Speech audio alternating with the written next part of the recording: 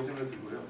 지금 업계에 있는 다른 분들하고 그걸 공유하는 때 좀 의미가 있다고 생각이 들거든요. 그래서 오늘 자리를 마련한 것도 사실 오늘 발표는 제품 홍보 발표가 전혀 아닙니다. 그래서 만약에 제가 이것 때문에 저희 세일즈 담당자하고 멱살 잡고 싸웠는데 아니다, 사람들은 제품 설명 들으려고 온다, 거짓말하지 마라, 난 그런 자리 간 다음에 두 번 다시 안 간다, 그 얘기를 했는데 혹시 제품 설명을 기대하고 오신 분 계신가요? 제가 그냥 참고만 하려고. 없으시죠? 혹시 저랑 비슷한 분들인 것 같아요. 그래서 오늘 물건 파는 얘기 전혀 하지 않고요. 만약에 그냥 관심 있으시면 저희 쪽 세일즈 담당자한테 아까 소개를 해주셨던 저희 이호진 매니저분한테 얘기를 하시면 되겠습니다. 그리고 발표 자료는 전부 다 이제 슬라이드 쉐어에 저희가 공유를 하겠습니다. 슬라이드 쉐어 단넷에 아이콘 스토리로 가시면 자료는 있을 거고요. 그리고 발표 내용에 문의점 있으시면 개인적으로 질문을 하시면 됩니다. 그래서 끝난 다음에 질문을 주셔도 되고 아니면은 편한 자리에 앉으시면 돼요. 그리고 이거는 약간 저희하고 상관없는 가운데 오토데스크에서 관심 있으신 분들 많을 것 같고요. 오토데스크에서 스팅레이라는 엔진을 최근에 서비스를 판매를 개발을 해서 판매를 하고 있습니다. 그래서 스팅레이 세미나가 오늘 마침 판교에 도시부터 있고요. 판교 매력 프로젝트 8층이라고 합니다. 아마 도시부터 약간 늦게 시작한 것 같은데 관심 있으신 분들은 한번 참석을 해보시는 것도. 간단하게 저희 오늘 발표할 사람에 대해 소개를 드리면 되게 민망한데요. 장수환 시니어 매니저는 LG에 있던 분을 제가 넥슨에 재직할 당시에 이제 게임 클라우드 작업을 하면서 모셔온 분이고요. 그리고 나중에 저희가 창업을 할 때 같이 창업을 했습니다.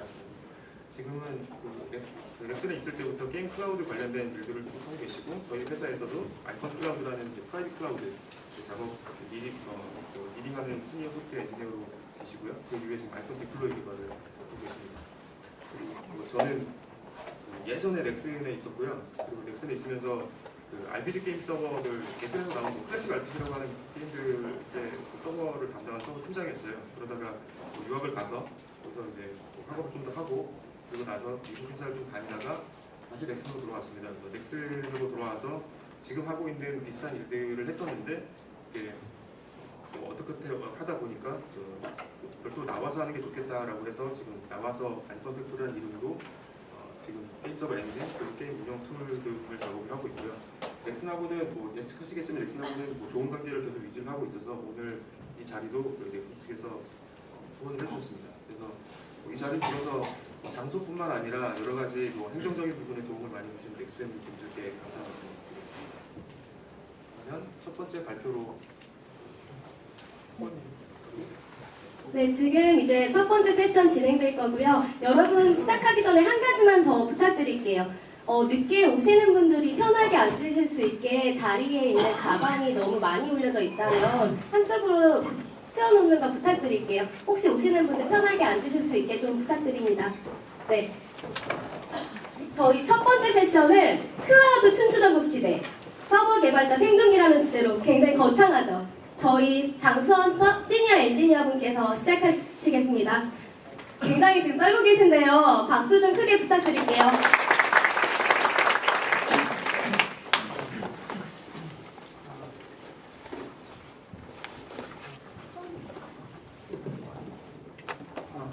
예, 안녕하세요. 아이콘 팩토리 장수원이라고 합니다. 제가 오늘 발표 드릴 거는 보시다시피 클라우드 춘추전국 시대의 서버 개발자 생존기라는 제목으로 발표를 드릴 거고요.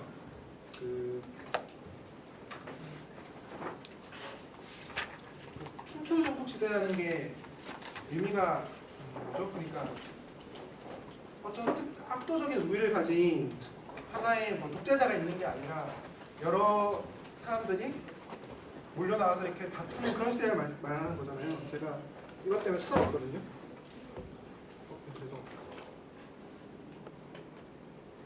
제가 원래 맥북을 쓰는데 여기 이거밖에 없어서 이걸로 바꾸다 보니까 좀 이게 제가 춘추전국 시대 위키피디아 찾아보니까 이런 지도가 나오더라고요. 잘 몰라요. 이게 뭔지 잘 모르는데 하여간에 나라는 건 알겠어요. 나라가 엄청 많고 얘네들끼리 막 싸우고 난리치는 그런 시대였나 봐요. 그런데 실제로 클라우드로 그래요. 지금 이게 저희가 이제 인프라 클라우드라고 말하는 게 IaaS 클라우드를 말씀을 드리는 거잖아요. 지금 한 화면에 이렇게 클라우드라고 묶인 업체들을 다 나열해봤는데요. 물론 제가 나열한 건 아니고 어떤 분께서 나열하셨길래 저는 가져와봤습니다. 지금 엄청 많잖아요. 이런 수많은 클라우드들이 있는데 얘네들이랑 어떻게 잘해서 내가 서버 개발자로서, 여기서 이제 서버 개발자라는 거는 좀 약간 게임을 만들고 그 게임 서버를 운영하고 뭐 이런 것까지 다 포함하는 개념인데, 그런 사람들이 어떻게 생존을 할 수 있을까라는 주제로 말씀을 드릴 거고, 그럼 왜 하필 생존기냐?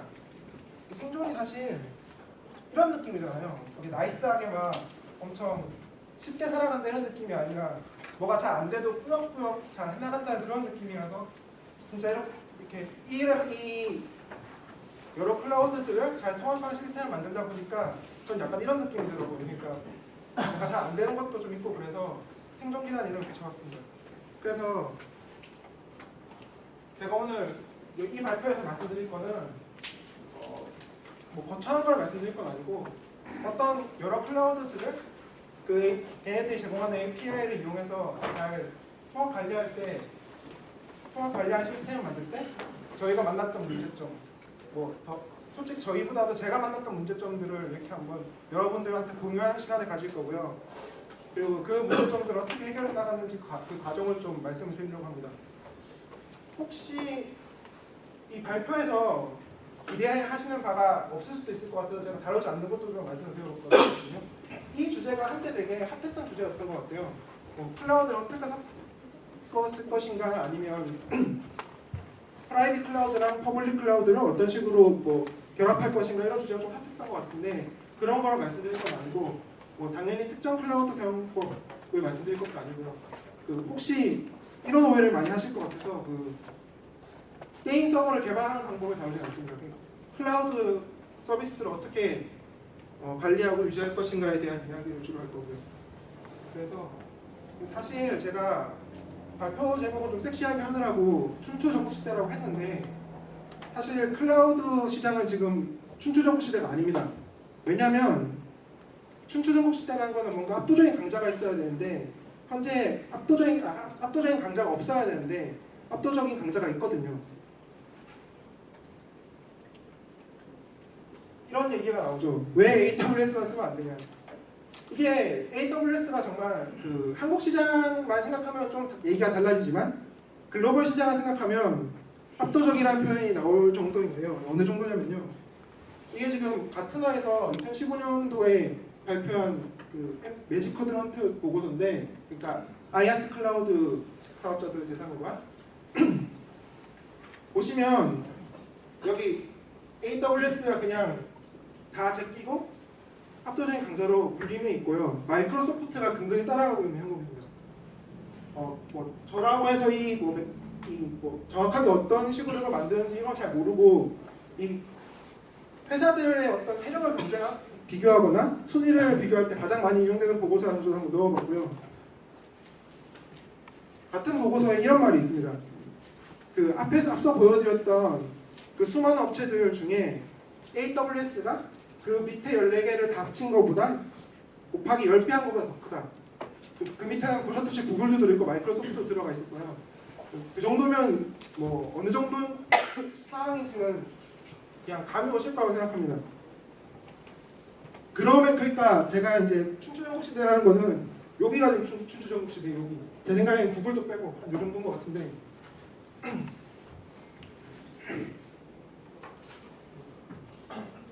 잠시만요.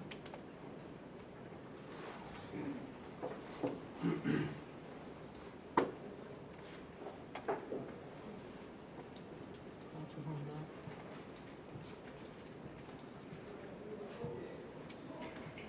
그래서 그렇게 압도적으로 AWS 잘하고 있는데 그럼 AWS만 쓰면 되지 왜 다른 클라우드가 필요한가요? 라는 질문부터 간단하게 제가 답변을 드려야 될 것 같아서, 일단 지연시간 문제입니다.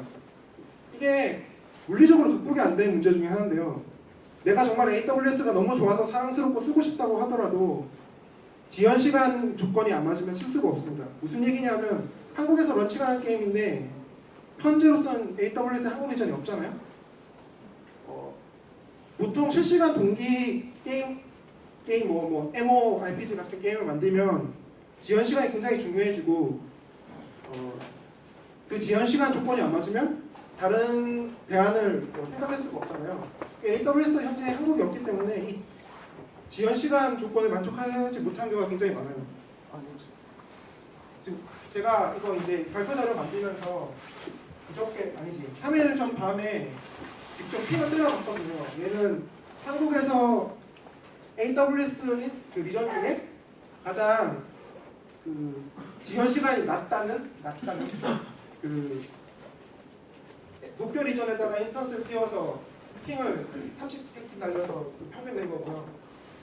이거는 그 KT 클라우드 비즈에다가 띄워서 팩이 30개 날려서 그 반응 시간 잰 거거든요. 지금 대충 보시면 한 4배 정도 차이 나잖아요. 이게 제가 NBC 14연나에서 들었던 기억으로는 이게 한때 한국에서 그 도쿄 리전으로 가는 저 핑이 110 정도 나왔다고 했는데 많이 좋아진 거죠. 그럼에도 불구하고 한국에서는 여전히 유클라우드에 비할 바는 아니죠. 당연히 그럴 수밖에 없는 게 물 건너가야 되니까요. 그럼 이게 뭐 사실 40ms나 10ms나 뭐 큰 차이 있냐라고 할 수도 있지만 실제로 저 말고 그 저희 옆 팀에서 게임 서버 개발하시던 분이 그 게임 개발 서버를 도쿄에다 띄워놓고 했는데 계속 렉이 걸리는 거예요. 아 이거 근데 그분들 분석이 이거는 레이턴시 때문인 것 같다라고 해서 아니, 설마 그렇게 하겠어? 라는 생각이 들지만서도 혹시 모르니까 유클라우드로 옮겨갔거든요 서버를. 그랬더니 렉이 없어지더라고요. 그러니까 이게 이 레이턴시라는 문제가 그렇게 간단하게 해결될 수 있는 문제가 아닙니다. 그래서 정말 어떤 게임이 실시간이 정말 중요하고 지연 시간 제약 조건이 크다고 하면 해당 지역에서 서비스하는 클라우드를 쓸 수밖에 없어요. 예를 들어서 한국 같은 경우에는 유클라우드 뭐 이렇게 되겠죠.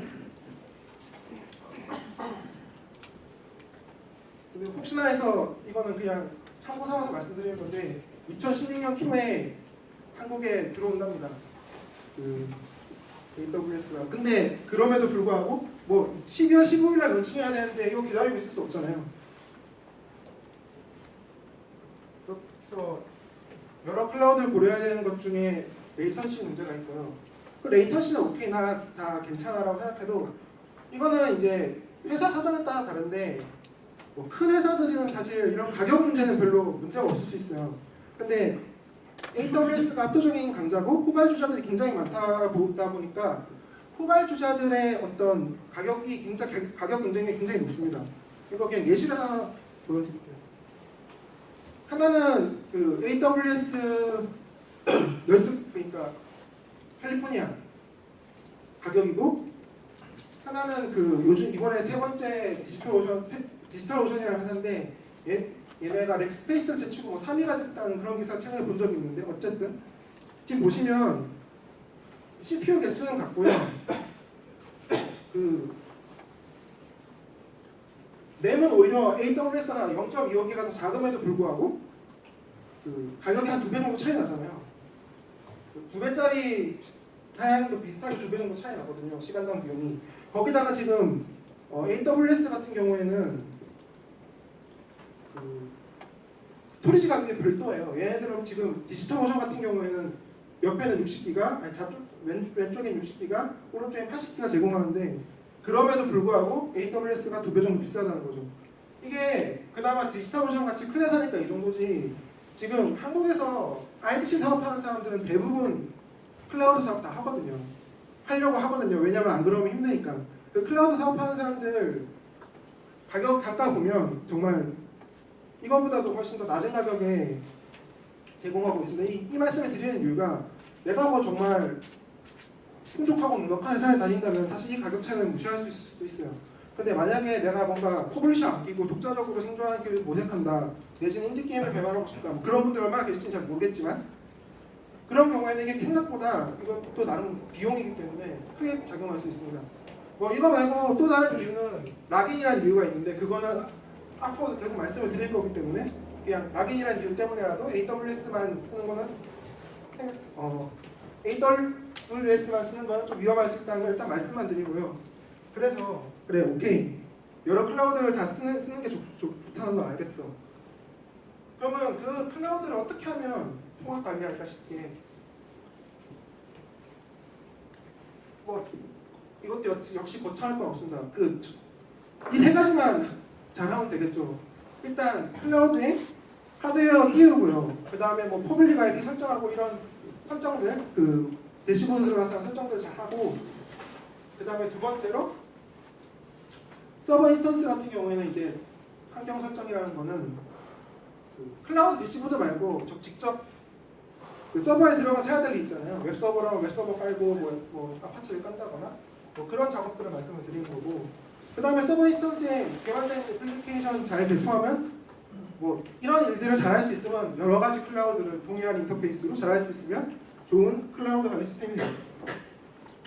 그래서 앞에 일들을 아주 나이스하게 잘 자동화하면은 편하게 쓸 수 있겠다. 내가 기반 클라우드가 뭔지 크게 신경 안 쓰고도 게임 서버 같은 걸 쉽게 돌릴 수 있겠다. 거의 이런 의미에서 말씀을 드린 거고, 그래서 저희 여기 다들 개발자시죠? 개발자들이 저는 가장 좋아하는 단어 중에 하나가 앱스트랙션이라는 단어를 좋아한다고 생각을 하는데, 그러니까 남이 편하게 만들어주면 좋은 거죠. 그러니까 밑에가 어떻게 돌아가든 간에. 그래서 그렇게 만들려면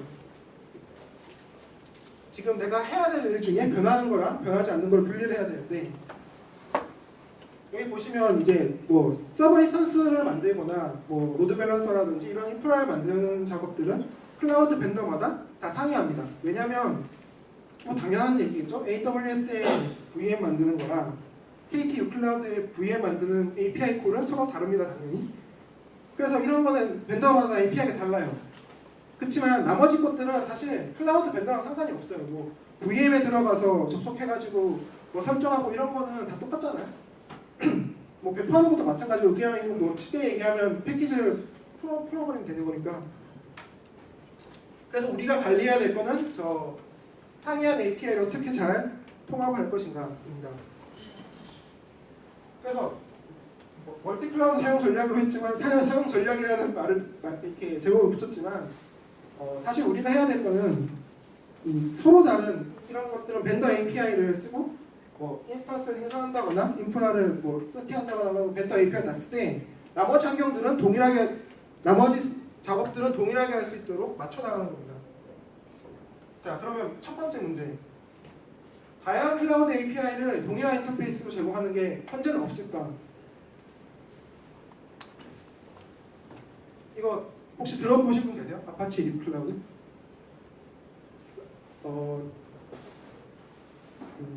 이게 뭐냐면 여기 써놓은 것처럼 주요 메이저 클라우드를 다 포함한 30개 이상의 클라우드 서비스를 지원하는데 그냥 라이브러리고 파이썬 라이브러리고요. 어떤 통일된 인터페이스가 있어서 그 인터페이스만 불러주면은 이런 주요 클라우드 서비스의 여러 가지 작업들을 쉽게 해주는 라이브러리입니다. 편리하죠. 그리고 한국에서 좀 중요한 건 이제 클라우드를 지원한다는 게 있고요. 이게 예제 코드인데 이 코드에 얼마나 익숙한 분이 많이 계신지는 모르겠는데 코드가 중요한 게 아니라 여기 보시면 여기 렉스페이스라고 돼 있잖아요. 그러고 보니 저쪽 잘 안 보이시겠네요. 렉스페이스라고 돼 있잖아요. 이 부분만 바꾸면 나머지 것들이 잘 작동한다는 얘기입니다. 예를 들어서 이게 지금 렉스페이스고 리스트 사이즈를 했잖아요. 이거는 사양들이 뭐 있냐 리스팅하는 거고 운영체제에 이미지들이 뭐가 있는지 리스팅하는 거고 이런 식이고요. 만약에 여기서 내가 렉스페이스가 아니라 AWS를 쓰고 싶다 그러면 이것만 바꿔주면 나이스하게 등장을 합니다. 그럼 이거 쓰면 되겠네. 이거 쓰면 되겠네요. 이거 쓰면 만사 오케이겠네요. 뭐하러 이런 제가 만약에 이거 써서 쉽게 해결이 될 것 같았으면 이런 걸 주제로 여기서 발표를 못했겠죠? 그래서 이게 문제가 클라우드 사업자들의 어떤 독자적인 개념들을 지원을 못해요.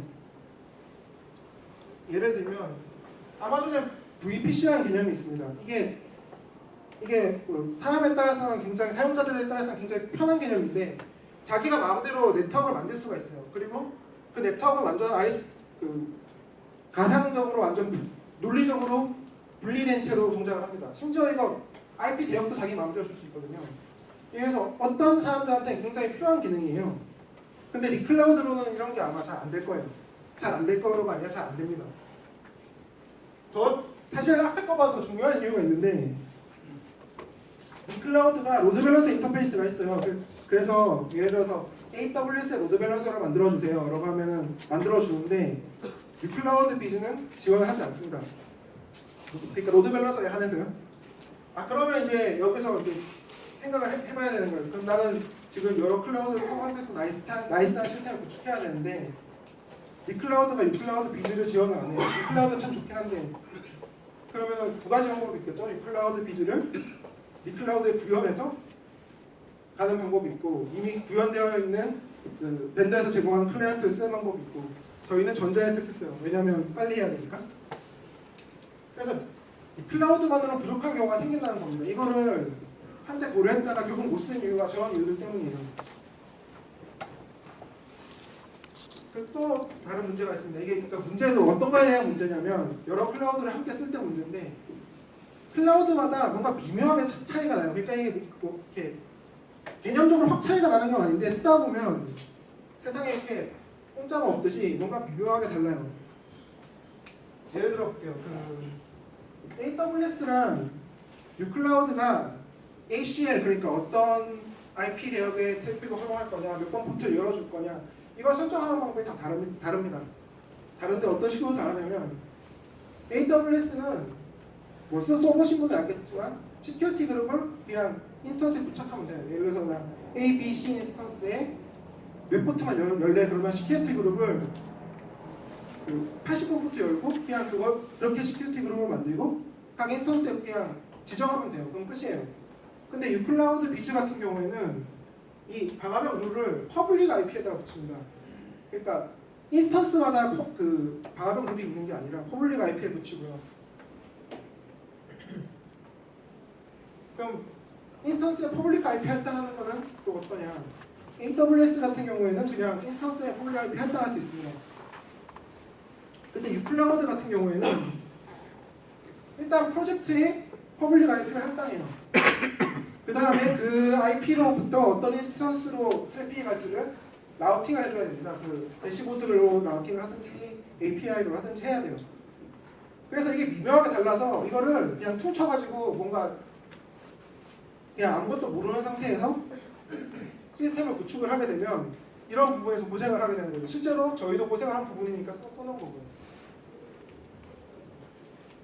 그래서 이 앞에 거랑 두 개를 섞어서 생각을 하면 유클라우드에서 방화벽 룰을 세팅하기 위해서는 퍼블릭 IP에다 방화벽 룰을 세팅을 한 다음에 그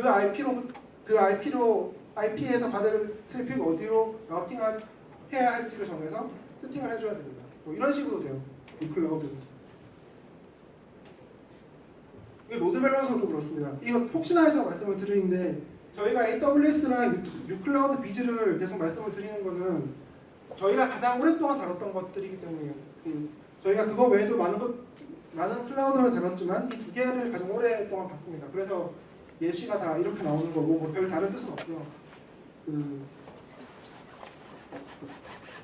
로드밸런서도 AWS는 그냥 로드밸런서 만든 다음에 인스턴스를 그 로드밸런서에 붙일 거야라고 그냥 대시보드에서 설정하면 돼요. 근데 유클라우드 비즈는 로드밸런서에 부착하는 단위도 퍼블릭 IP입니다.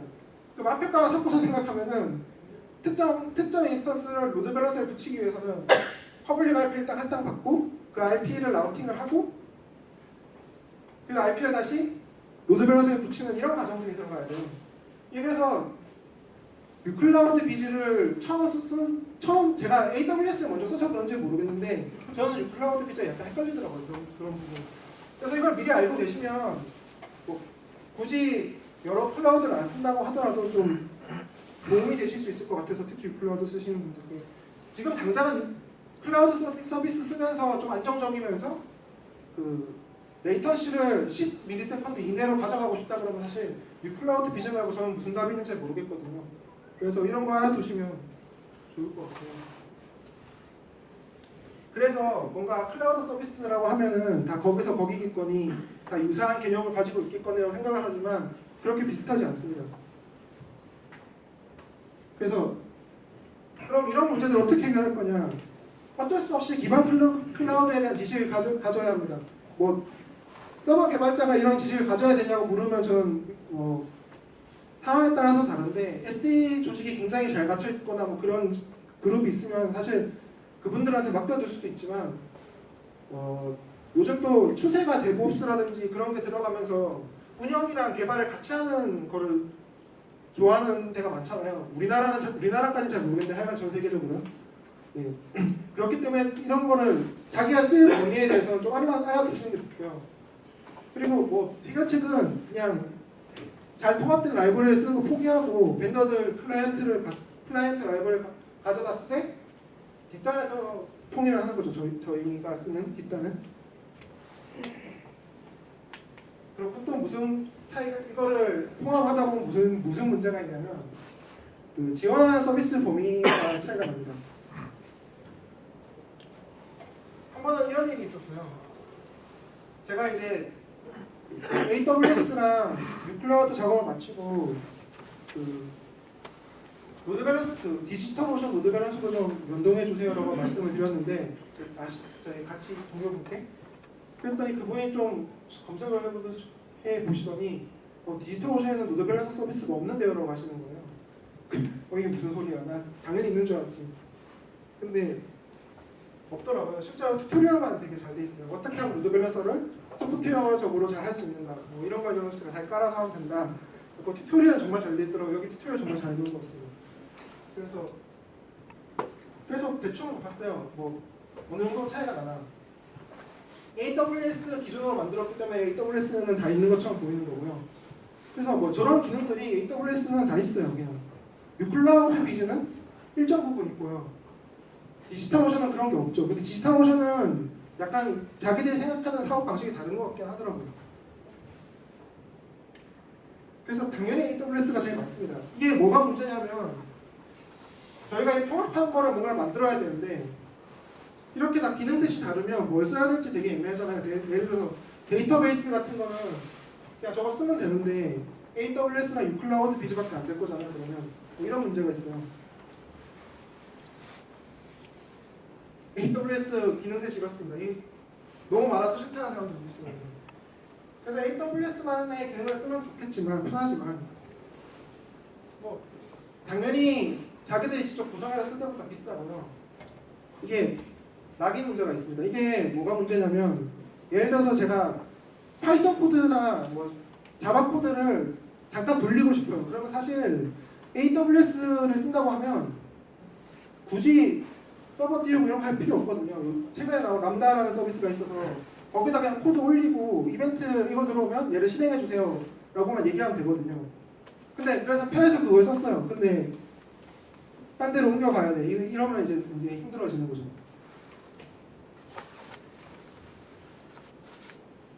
그럼 해결책이 있죠. 그냥 뭐 이거저거 생각하지 말고 특정 클라우드 업체랑 그냥 같이 죽고 같이 사는 거죠.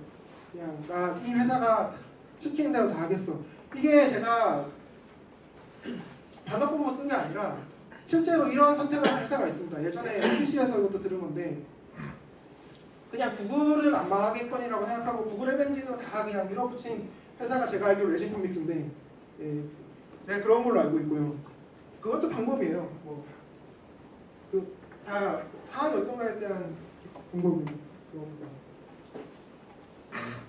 그래서 그런 건 도저히 해결책이 아니라고 생각하시는 분들은 가능한 범용적인 스펙을 사용하시는 게 좋고요. 뭐 예를 들어서 로드밸런스나 LDMS는 그 클라우드 업체에서 제공하지 않더라도 저희가 인스턴스 만들어서 충분히 직접 구성해서 사용할 수 있거든요. 그래서 디지털오션 로드밸런서 같은 경우에는 저희가 쓰던 API는 그대로 동일하게 유지했어요. 다만 그 API의 호출을 받았을 때 서버 인스턴스를 생성하고 HA 프록시라는 소프트웨어 로드 밸런서